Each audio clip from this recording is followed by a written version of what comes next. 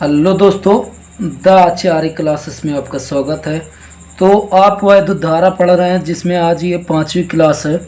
तो इसमें आज काफ़ी महत्वपूर्ण टॉपिक पढ़ाने वाले हैं आपको, वैद्युत सेल। तो वैद्युत सेल क्या होता है ये आप समझिए। वैद्युत सेल आपने अक्सर देखा होगा, बाज़ारों से ख़रीदा होगा, जो टॉर्च में लगाते हैं या जो डिस्क वाले रिमोट होता है उसमें लगाते हैं। तो वही वैद्युत सेल आज आपको पढ़ना है। तो वैद्युत सेल को आप परिभाषित कैसे करते हैं ये समझिए। तो देखिए, वैद्युत सेल को हम परिभाषित ऐसे करते हैं कि वैद्युत सेल एक ऐसी युक्ति है जो किसी परिपथ के किन्हीं दो बिंदुओं के बीच विभवांतर बनाए रखती है।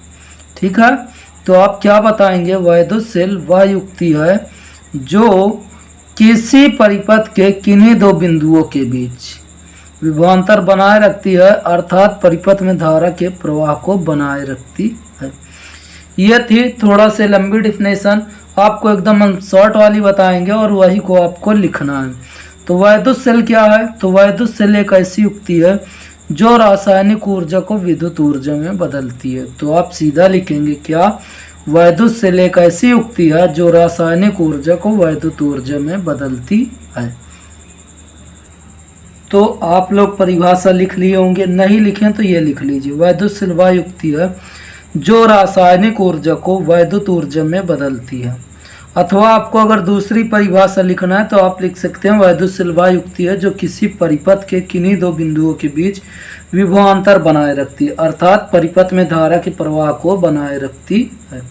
ठीक है, देखिए इसमें कुछ खास समझाने वाला नहीं था, इसलिए आपको नहीं समझाएं। बाकी आप इसमें अगर समझना ही चाहते हैं तो इतना याद रखिए कि वैद्युत सेल रासायनिक ऊर्जा को वैद्युत ऊर्जा में बदलता है। ठीक है, अब देखिए यहाँ पे आप लोग समझेंगे, वैद्युत सेल जान गए हैं तो अब सुनेंगे कि वैद्युत सेल कितने प्रकार का होता है। ठीक है, तो आपको बता दें सेल दो प्रकार के होते हैं। ठीक, तो यहाँ पे लाइन चेंज करके सेल दो प्रकार के होते हैं। अगर आपसे पूछा जाए सेल कितने प्रकार के होते हैं तो आप बताएंगे सेल दो प्रकार के होते हैं। सेल कितने प्रकार के होते हैं? दो प्रकार के होते हैं। तो इसमें आप लोग समझेंगे कि सेल आखिर दो प्रकार के होते हैं। तो सेल दो प्रकार के होते हैं तो कौन कौन से होते हैं? तो याद रखिए, पहला जो सेल होता है प्राथमिक सेल बोलते हैं। क्या बोलते हैं? प्राथमिक सेल। जो सेल दो प्रकार के होते हैं उसमें पहला सेल होता है प्राथमिक सेल। तो देखिए, प्राथमिक सेल को क्या बोलते हैं? इंग्लिश में प्राइमरी सेल बोलते हैं। और इसको आप लोग समझें तो प्राथमिक सेल होता क्या है, आप लोग ये समझिए। तो प्राथमिक सेल वे सेल होते हैं जो रासायनिक ऊर्जा को सीधे, ठीक है, जो रासायनिक ऊर्जा को विद्युत ऊर्जा में बदलते हैं। ठीक है, ये क्या होगा आपको इसको शॉर्ट में समझाते हैं। ये वे सेल होते हैं जो रासायनिक ऊर्जा को विद्युत ऊर्जा में बदलते हैं। आप लोग लिख लीजिएगा कि प्राथमिक सेल वे सेल होते हैं जो रासायनिक ऊर्जा को विद्युत ऊर्जा में बदलता है। रासायनिक ऊर्जा को किस में बदलता है? विद्युत ऊर्जा में बदलता है। ठीक है, तो आप लोग याद रखिए कि प्राथमिक सेल वे सेल होते हैं जो रासायनिक ऊर्जा को विद्युत ऊर्जा में बदलते हैं। और इसमें आप लोग जो मेन पॉइंट है वो याद रखेंगे, यह सेल को मतलब प्राथमिक सेल को दोबारा आवेशित नहीं किया जा सकता। दोबारा आवेशित का मतलब चार्ज नहीं किया जा सकता। इस सेल को दोबारा आवेशित का मतलब चार्ज। ठीक है, इस सेल को दोबारा आवेशित नहीं किया जा सकता है, नहीं किया जा सकता। ठीक है, तो आप लोग याद रखेंगे कि प्राथमिक सेल क्या होता है। तो प्राथमिक सेल वे सेल होते हैं जो रासायनिक ऊर्जा को विद्युत ऊर्जा में बदलता है और इस सेल को दोबारा चार्ज नहीं किया जा सकता। जैसे आप लोग सुने होंगे या देखे भी होंगे, रिमोट का जो सेल होता है, घड़ी का जो सेल होता है, दीवार घड़ी, उसको आप दोबारा चार्ज नहीं कर सकते हो, तो उसी को क्या बोलते हैं? प्राथमिक सेल। अब इसमें जैसे अगर आपको देखना है जैसे कौन कौन से सेल होते हैं, तो जैसे अगर आप इसमें जाने तो जैसे मैं आपको बता दें, लिकलांसी सेल का नाम अगर आपने सुना हो, लिकलांसी सेल। कौन सा सेल? लिकलांसी सेल। दूसरा आप बता सकते हैं डेनियल सेल। ये सब ऐसे सेल होते हैं जिसको एक बार यूज किया जा सकता है, उसके बाद दोबारा इसको यूज नहीं किया जा सकता, दोबारा इसको चार्ज नहीं। आप आगे बता सकते हैं शुष्क सेल, शुष्क सेल,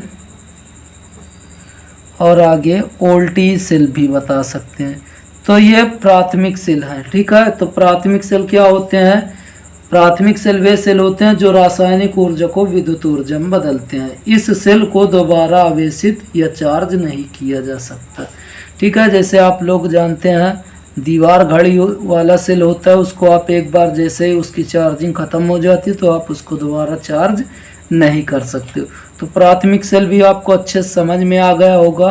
तो आप लोग नोट्स बनाते चलिए अगर नोट्स नहीं बनाए हैं। अब देखिए अगला जो सेल होगा उसे हम बोलते हैं द्वितीयक सेल। सेल दो प्रकार का होता है, तो पहला प्राथमिक सेल, दूसरा द्वितीयक सेल। प्राथमिक सेल आपको पता चल गया। अब द्वितीयक सेल, द्वितीयक सेल को इंग्लिश में बोलते हैं सेकेंडरी सेल, ठीक है। तो देखिए द्वितीयक सेल क्या होता है, ये आप बात को समझिए। ये वे सेल होते हैं जो, ठीक है, ये वे सेल होते हैं जो वैद्युत ऊर्जा को पहले रासायनिक ऊर्जा में बदलता है, ठीक है। वैद्युत ऊर्जा को पहले किस में बदलता है? रासायनिक ऊर्जा में। उसके बाद जैसे ही आवश्यकता पड़ती है तो वह बाद में उसको रासायनिक ऊर्जा को विद्युत ऊर्जा में बदल देता है। तो मतलब इसका क्या है कि यह जो सेल होगा पहले जो ये काम करेगा वैद्युत ऊर्जा को रासायनिक ऊर्जा में बदलेगा। शॉर्ट में आपको समझा दें तो देखिए पहले जो होगा ये वैद्युत ऊर्जा, ठीक है, किसको? वैद्युत ऊर्जा को रासायनिक ऊर्जा में बदलेगा। उसके बाद रासायनिक को किस में बदल देगा? ये रासायनिक को बदल देगा बाद में फिर वैद्युत ऊर्जा में, ठीक है। तो इसमें आप लोग लिखेंगे कि वे सेल जिनमें, वे सेल जिनमें, वे सेल जिनमें वैद्युत ऊर्जा, ठीक है, इसमें क्या होगा? पहले वैद्युत ऊर्जा, वैद्युत ऊर्जा को पहले रासायनिक ऊर्जा में, पहले रासायनिक ऊर्जा में, रासायनिक ऊर्जा में एकत्रित कर लेता है। ये क्या करता है? पहले एकत्रित कर लेता है, एकत्रित कर लेता है, या एकत्रित कर लेता है, या किया जाता है। और फिर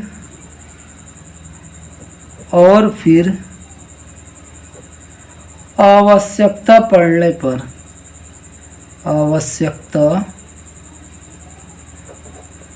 पड़ने पर, आवश्यकता पड़ने पर रासायनिक ऊर्जा को, रासायनिक ऊर्जा को, रासायनिक ऊर्जा को विद्युत ऊर्जा में, ठीक है, रासायनिक ऊर्जा को किस में बदल देगा? विद्युत ऊर्जा में, विद्युत ऊर्जा में बदल देता है, बदल देता है, ठीक है। तो द्वितीयक सेल भी आपको समझ में आ गया होगा। आगे आप बात को समझिए, इसे बार बार चार्ज किया जा सकता है, इसे बार बार चार्ज किया जा सकता है, चार्ज किया जा सकता है।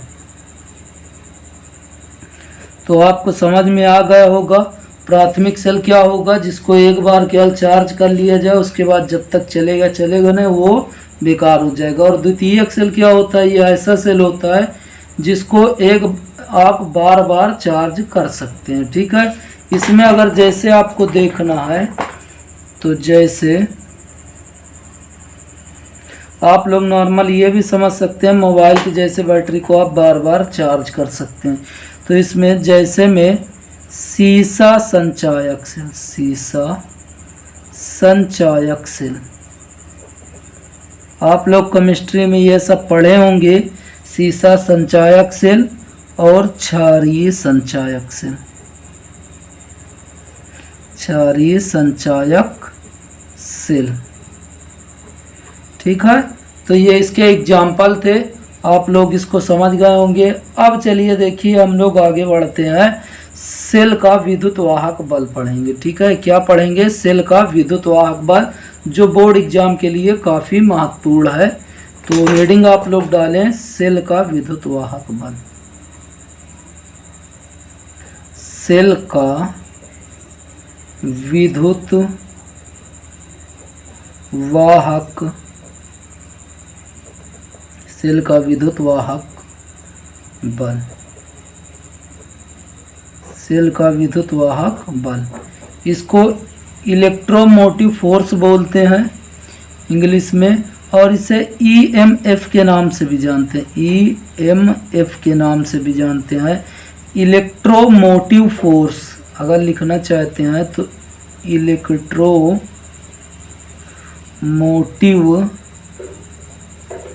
फोर्स, ठीक है, इसका इंग्लिश में होगा इलेक्ट्रोमोटिव फोर्स।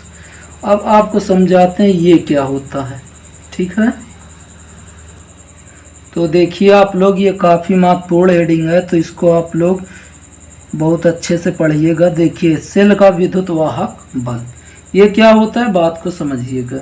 इसका फार्मूला होता है E बराबर W/Q, E बराबर W/Q, जहाँ पर E सेल का विद्युत वाहक बल है, W क्या है, कार्य है, और Q क्या है, आवेश है। तो जैसे फार्मूला आ जाए तो आप लोगों को इसमें टेंशन की कोई बात नहीं है, आप लोग फार्मूले से इसको आसानी से याद कर सकते हैं। तो फार्मूले से कैसे आप लोग याद करेंगे ये आपको बता दें। देखिए, जब कोई चीज़ अगर केवल 1/, में हो तो उससे पहले आप एकांक शब्द जोड़ दीजिए। क्या जोड़ेंगे, एकांक। ठीक है, जब कोई बटे में केवल 1 हो तो उसे क्या बोलेंगे, एकांक। ठीक, W क्या है, कार्य है, और E क्या है, विद्युत वाहक बल। तो हम देखिए क्या बोलेंगे, एकांक आवेश को, ठीक है, एकांक आवेश को किसी परिपथ में प्रवाहित करने में, ठीक है, किसी परिपथ में धारा प्रवाहित करने में सेल द्वारा जितना कार्य किया जाएगा। ठीक है, तो एकांक आवेश को किसी वैद्युत परिपथ में धारा प्रवाहित करने में जितना कार्य किया जाता है, सेल का विद्युत वाहक बल कहलाता है। तो देखिए, बटे में ये क्यों है, आवेश है, तो एकांक आवेश को किसी चालक तार में धारा प्रवाहित करने में जितना कार्य किया जाता है, सेल का विद्युत वाहक बल कहलाता है। तो ये भी आप लोग लिखें, हम बोल दे रहे हैं, एकांक आवेश को परिपथ में, ठीक है, एकांक आवेश को परिपथ में प्रवाहित करने में सेल द्वारा जितना कार्य किया जाता है, सेल का विद्युत वाहक बल कहलाता है। नहीं लिखे तो आप लोग लिखें इसको। तो आप लोगों ने परिभाषा लिख लिया होगा, अगर नहीं लिखे तो ये परिभाषा आप लिख लीजिए, और फार्मूला ये नीचे लिख लीजिएगा, E बराबर W/Q। ठीक है, ये फार्मूला है। यहाँ से इसका मात्रक क्या होगा, तो याद रखिए, देखिए मात्रक कैसे निकालते हैं आप भी जान लीजिए। देखिए, कार्य है तो कार्य का मात्रक क्या होता है, जूल, कार्य का मात्रक क्या होता है, जूल, और आवेश का मात्रक होता है कूलाम, तो जूल प्रति कूलाम। क्या होगा इसका मात्रक, जूल प्रति कूलाम। तो इसका मात्रक क्या होगा, जूल प्रति कूलाम, या तो वोल्ट भी होता है, क्या होगा, या वोल्ट होगा। ठीक है, तो इसका मात्रक 2 याद रखिए, या जूल प्रति कूलाम या तो वोल्ट। ठीक है, तो आप ये याद रखिएगा। इसके बाद एक काफ़ी महत्वपूर्ण हेडिंग इसके बाद और आती है सेल से संबंधित, सेल का आंतरिक प्रतिरोध। हेडिंग क्या है? सेल का आंतरिक प्रतिरोध। सेल का आंतरिक प्रतिरोध। तो ये आप लोग समझिए सेल का आंतरिक प्रतिरोध क्या होता है। ठीक है, तो सेल का आंतरिक प्रतिरोध काफ़ी आसान है, इसको भी आप लोग समझ लीजिए। देखिए सेल का आंतरिक प्रतिरोध, प्रतिरोध का मतलब होता है रुकावट। ठीक है, प्रतिरोध का मतलब क्या होता है? रुकावट। तो सेल का आंतरिक प्रतिरोध का मतलब सेल के अंदर। ठीक है, सेल के अंदर। ठीक, सेल के अंदर, सेल जिस चीज़ से बनाया जाता है, सेल के अंदर क्या होगा? घोल होगा। आपको हम यहाँ जरा समझा दें कि ये मान लीजिए सेल है। ठीक है, ये आपका कोई बर्तन, इसके अंदर ये अपघट्य डाल दिया गया। ठीक, केमिस्ट्री में आप लोग इसको एकदम अच्छे से पढ़ेंगे और आपको इसको बहुत अच्छे से पढ़ना है। तो अभी कुछ दिन की पहले की वीडियो है जिसमें आपको बताया गया वैद्युत सेल। वैद्युत सेल जब पढ़ाया गया तो उसमें आपको अच्छे से एकदम एक्सप्लेन किया गया। तो ये जो इसमें वैद्युत अपघट्य जलीय द्रव होता है, जलीय द्रव होता है, या तो अम्लीय होगा या क्षारीय होगा। क्या होगा? या तो अम्लीय होगा या क्षारीय होगा। कैसे होगा? या अम्लीय होगा या क्षारीय होगा।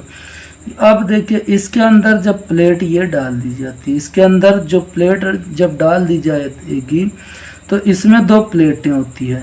तो ये अम्लीय या क्षारीय होगा, तो इसकी ये विशेषता होगी जब ये दोनों भिन्न भिन्न प्लेटों पर डाली जाएगी तो एक धन आवेशित हो जाती है और एक ऋण आवेशित। जो धन आवेशित हो जाती है उसे एनोड कहते हैं और जो ऋण आवेशित हो जाती है उसे कैथोड कहते हैं।